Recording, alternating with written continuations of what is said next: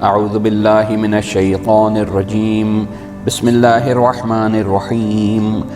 السلام علیکم محترم سامعین، کتاب فضائل مصطفی صلی اللہ علیہ وآلہ وسلم جو کہ جناب سید علی شیر نقوی صاحب نے تحریر فرمائی ہے، آج 24ویں حصے میں اس کے باب نمبر 5 یعنی معراج-e-Mustafa صلی اللہ علیہ وآلہ وسلم کے عنوان بندے کا سب سے افضل عمل کون سا سے کرتے ہیں۔ امیر المؤمنین حضرت علی علیہ السلام سے روایت کی گئی ہے کہ پیغمبر اکرم صلی اللہ علیہ وآلہ وسلم نے شب معراج اپنے رب سے سوال کیا، اے میرے رب، تیرے بندوں کا کون سا عمل تیرے نزدیک سب سے افضل ہے؟ اللہ جل جلالہ نے فرمایا، میرے نزدیک میرے بندے کا مجھ پر توکل یعنی بھروسہ کرنے اور میری تقسیم پر راضی ہونے کے علاوہ کوئی عمل افضل نہیں۔ اگلا عنوان ہے بندے کے دل میں محبت خدا کی نشانیاں۔ اللہ پاک نے اپنے محبوب کو مخاطب کر کے فرمایا، یا محمد، مجھ سے محبت کرنے والوں میں وہ لوگ شامل ہیں جو دوسروں سے میرے لیے محبت کرتے ہیں، مجھ سے محبت کرنے والوں میں وہ لوگ بھی شامل ہیں جو میرے لیے دوسروں سے ناطہ جوڑتے ہیں، یعنی میرے لیے دوسروں سے ملتے ہیں اور ان پر مہربانی کرتے ہیں، اور مجھ سے محبت کرنے والوں میں وہ لوگ بھی شامل ہیں جو مجھ پر توکل اور بھروسہ کرتے ہیں۔ اگلا عنوان ہے پارسا ترین آدمی۔ اللہ تعالیٰ نے اپنے محبوب حضرت محمد مصطفی صلی اللہ علیہ وآلہ وسلم سے فرمایا، یا احمد، اگر تم پسند کرتے ہو کہ تم پارسا ترین یعنی پرہیزگار ترین شخص بن جاؤ تو دنیا میں زہد یعنی دنیا سے دوری اختیار کرو اور آخرت کے لیے رغبت کرو۔ پیغمبر اسلام صلی اللہ علیہ وآلہ وسلم نے عرض کی، پروردگار، میں دنیا میں زہد کیسے اختیار کروں؟ تو خدا تعالیٰ نے فرمایا، دنیا میں خوراک، لباس، کھانا پینا کم استعمال کرو اور آنے والے کل کے لیے ذخیرہ نہ کرو اور ہمیشہ میرا ذکر کرتے رہو۔ اس پر پیغمبر خدا صلی اللہ علیہ وآلہ وسلم نے عرض کی، پروردگار، میں کیسے ہمیشہ تیرا ذکر کرتا رہوں؟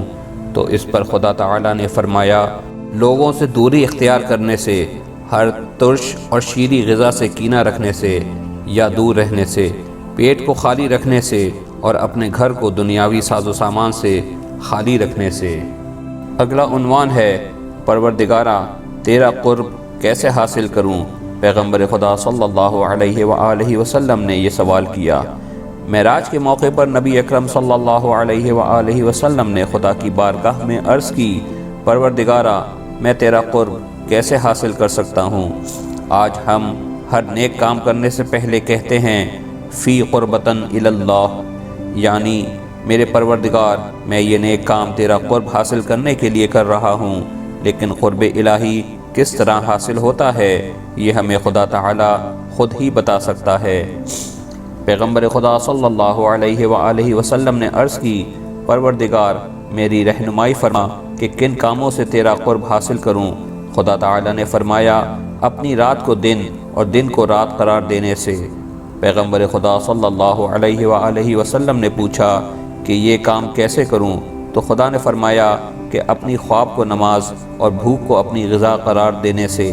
اے احمد، مجھے اپنی عزت و جلال کی قسم کہ جو بندہ مجھے 4 باتوں کی ضمانت دے گا میں بھی اسے جنت میں داخل کر دوں گا۔ اپنی زبان کو قابو میں رکھے اور زبان سے کوئی لفظ نہ بولے مگر وہ جو اس کے لیے مفید اور ثمر بخش ہو۔ اپنے دل کو وسوسوں اور شکوک سے محفوظ رکھے اور اس بات کو یاد رکھے کہ میں اس کے ہر کام سے آگاہ ہوں اور اس پر نظر رکھے ہوئے ہوں۔ بھوک اس کی آنکھوں کا نور ہو، یعنی بھوک کو دوست رکھے۔ قارئین محترم، جب بات بھوک تک پہنچی تو پروردگار عالم نے فرمایا، اے میرے حبیب، کاش تو بھوک کی خوبیوں کو جانتا ہوتا۔ اللہ نے اپنے حبیب کو مخاطب کر کے فرمایا، اے میرے حبیب احمد، کاش تو نے بھوک، خاموشی اور تنہائی کی مٹھاس کو چکھا ہوتا اور ان کے اثرات کو دیکھا ہوتا۔ پیغمبر خدا صلی اللہ علیہ وآلہ وسلم نے عرض کی، پروردگارا، بھوک کیا اثرات رکھتی ہے؟ اس پر پروردگار نے فرمایا، بھوک سے جو چیزیں ملتی ہیں وہ حکمت و دانائی ہے، اس سے حفاظت قلب حاصل ہوتی ہے، میرا قرب حاصل ہوتا ہے، غم آخرت نصیب ہوتا ہے، لوگوں کے درمیان کم خرچ ہونا نصیب ہوتا ہے، حق گوئی نصیب ہوتی ہے اور اسے پرواہ نہیں ہوتی کہ اس کی زندگی آسانی میں گزر رہی ہے یا سختی میں۔ اگلا عنوان ہے قرب خدا کس وقت نصیب ہوتا ہے۔ معراج کے موقع پر پروردگار اپنے حبیب حضرت محمد مصطفی صلی اللہ علیہ وآلہ وسلم سے مخاطب ہو کر فرماتا ہے، اے احمد، کیا تم جانتے ہو کہ کون سے وقت پر بندہ میرے قریب تر ہوتا ہے؟ پیغمبر خدا صلی اللہ علیہ وآلہ وسلم نے عرض کی، نہیں اے میرے رب۔ تو اللہ نے فرمایا کہ بندہ اس وقت میرے قریب تر ہوتا ہے جب وہ حالت بھوک میں ہو یا حالت سجدہ میں ہو۔ اگلا عنوان ہے 3 قسم کے لوگوں پر تعجب ہے۔ پروردگار نے معراج کے موقع پر اپنے حبیب سے فرمایا، اے احمد، میں 3 قسم کے بندوں پر تعجب کرتا ہوں۔ اس بندے پر جو نماز پڑھنی شروع کرتا ہے اور جانتا ہے کہ وہ کس کے حضور کھڑا ہے اور کس کے آگے اپنا ہاتھ پھیلا رہا ہے اور وہ خواب آلود ہوتا ہے، اور اس بندے پر جس کے پاس آج کے لیے غذا موجود ہے اور کل کے لیے فکر میں پڑا ہوا ہے، اور اس بندے پر جو یہ نہیں جانتا کہ میں اللہ اس سے راضی ہوں یا اس پر غضبناک ہوں اور وہ ہنستا ہے۔ اگلا عنوان ہے درویش اور فقراء اللہ کے دوست ہیں۔ معراج کے موقع پر اللہ تعالیٰ نے اپنے حبیب کو بتایا کہ کون لوگ ہیں جو اس کے دوست ہیں۔ اللہ کے دوست کی نشانیاں کیا ہیں؟ اللہ تعالیٰ نے فرمایا، اے احمد، بے شک اللہ کی محبت فقراء سے محبت کرنے اور ان کے قریب ہونے میں پنہاں ہے۔ اللہ کے حبیب نے پوچھا، فقراء کی نشانیاں کیا ہیں؟ تو اللہ تعالیٰ نے فرمایا، وہ لوگ جو کم پر راضی ہوتے ہیں، بھوک میں صبر کرتے ہیں اور نعمتوں پر شکر کرتے ہیں، اپنی بھوک اور پیاس پر شکایت نہیں کرتے، اپنی زبان سے کبھی جھوٹ نہیں بولتے اور اپنے رب سے کبھی ناراض نہیں ہوتے، یعنی اپنے رب کی تقسیم پر کبھی غضبناک نہیں ہوتے، جو چیز ہاتھ سے نکل جائے اس پر افسوس نہیں کرتے، اور جو چیز ان کو میسر آ جائے اس پر غرور اور فخر نہیں کرتے۔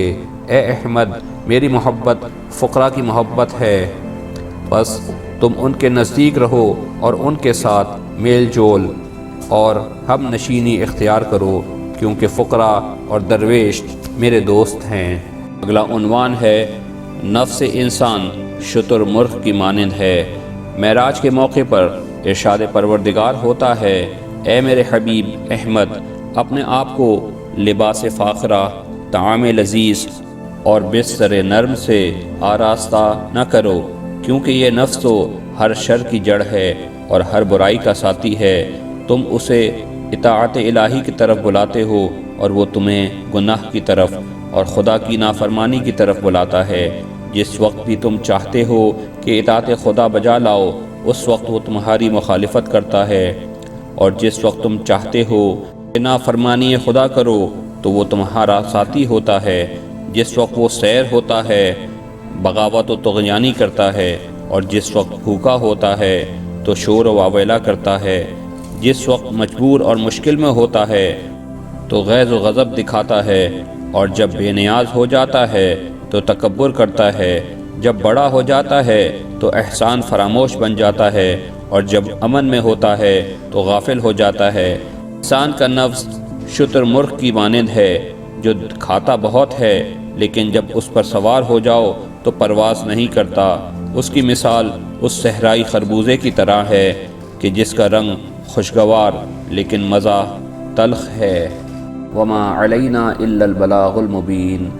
آئیے آخر میں دعا کریں کہ اللہ تعالی ہمیں ان فرمودات پر عمل کرنے کی توفیق عطا فرمائے، اور اس مختصر سی عبادت کو اپنی بارگاہ میں قبول و مقبول فرمائے، اور اس نیک عمل کا ثواب محمد و آل محمد علیہ السلام کی طرف سے تمام سامعین کو اور کل محمین مومنین مومنات اور شہداء کو عطا فرمائے۔